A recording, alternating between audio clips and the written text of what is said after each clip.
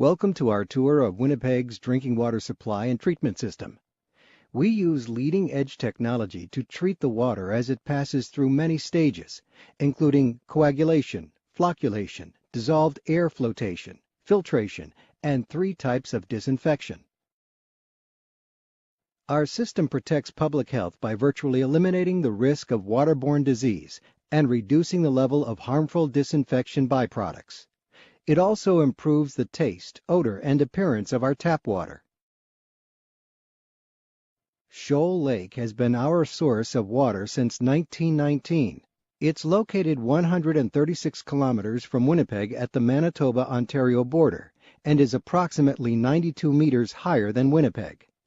Water flows downhill from Shoal Lake through an aqueduct into 4 large reservoirs next to the treatment plant. The aqueduct is a large concrete pipe that carries up to 386 million liters of water per day to the reservoirs.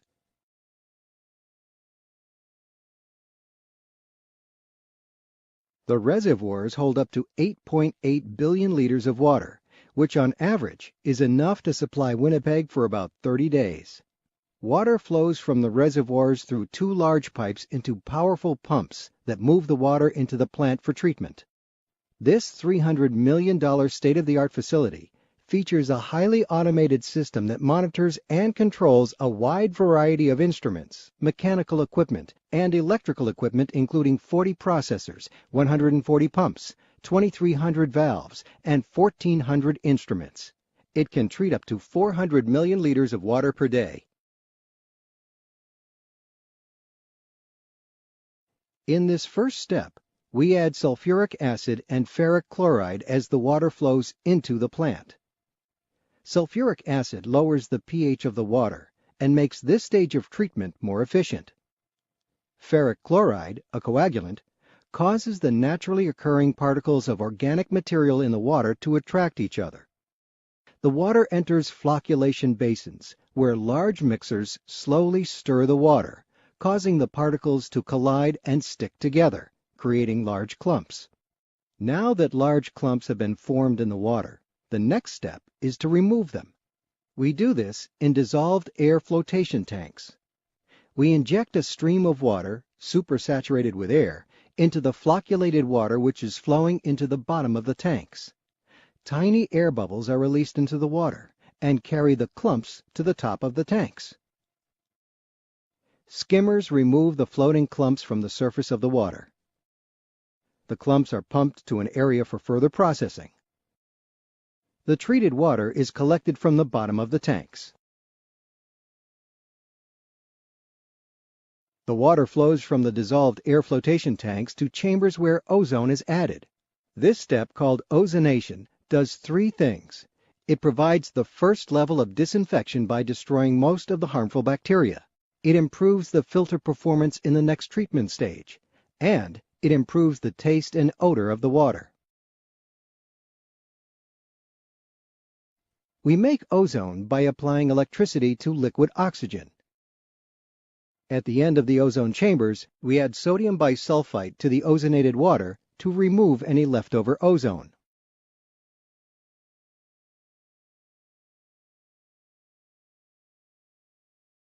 The water now flows into filter tanks containing biologically activated carbon. The filters remove any remaining small particles in the water, including parasites. Good bacteria growing on the filters remove some of the remaining dissolved organic material. This reduces the level of disinfection byproducts in the water. We clean the filters regularly by pumping air and water backwards through them. The backwashed water is pumped to an area for additional processing. The filtered water flows into the chlorine contact chamber for a second round of disinfection.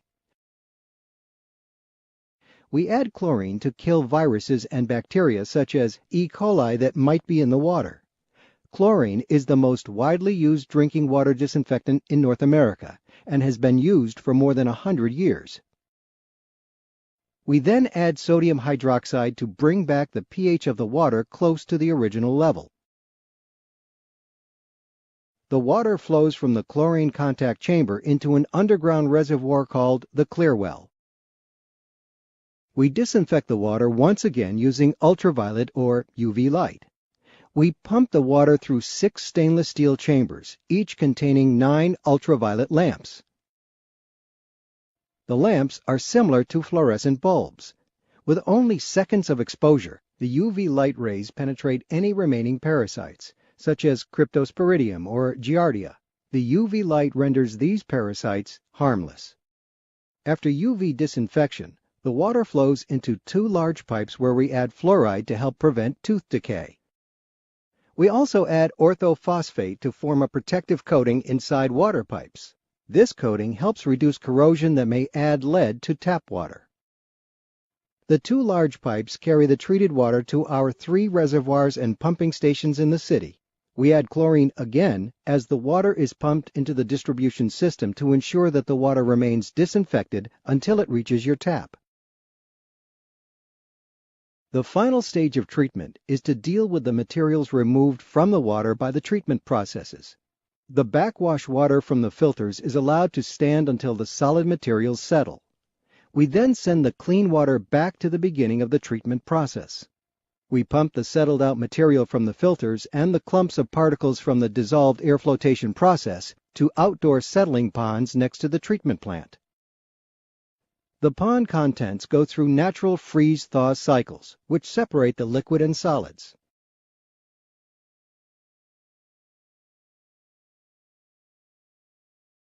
We pump the liquid into Winnipeg's sewer system for wastewater treatment and take the solids to the landfill for disposal.